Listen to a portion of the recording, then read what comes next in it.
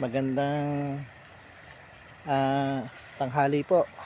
Andito po kami sa mga sa sapa namin sa baba. Ayan po yung lumilitaw na epekto ng na-erode yung lupa eh. Yan po base sa RCA na lumilitaw sa akin. Yung mga lupa na ito na-erode kasi yung velocity talaga ng sapa, since na hindi naman siya malawak, eh yun yung napakabilis, lalo't ang sapa ay bababaw naman at lalo pa pinabababaw nung mga activities sa hulo, tulad po ng mga illegal quarrying doon, illegal loggers, yung mga nag-uuling, yung mga nagkakaingin. Pag po nangyari na ang sapa pag tinanggal nila yon, ang mangyayari po noon, yung mga putik-putik noon at yung mga iba pa, yun po ang nagpapababaw sa sapa eh.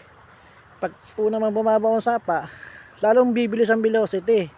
Halos yung mga lugar na yan, pinupuntahan niya ng sapa eh. At lang lahat po ng lupa rito, ang punta po niyan sa dam, magsisilbing burak doon.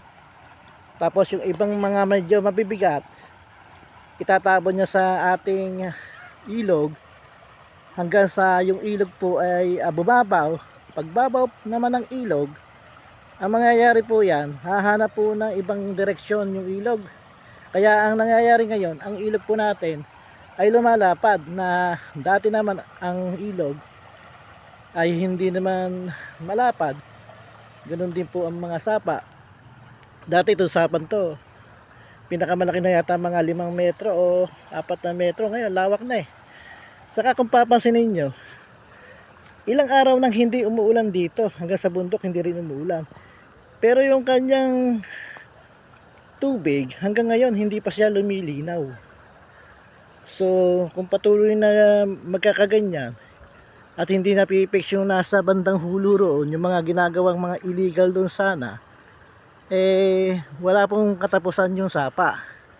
At dito naman po, yung mga nakalagay dito ng mga kawayan, since na kinukunan ng labong, ito na po yung epekto kung bakit na dati may kawayanan to, ginawa ng hanap buhay ng mga tao yung labong, eh ito na po ang nangyayari ngayon. Wala na po ngayong kawayan na nakatanim sa kilid, ilang piraso na lang.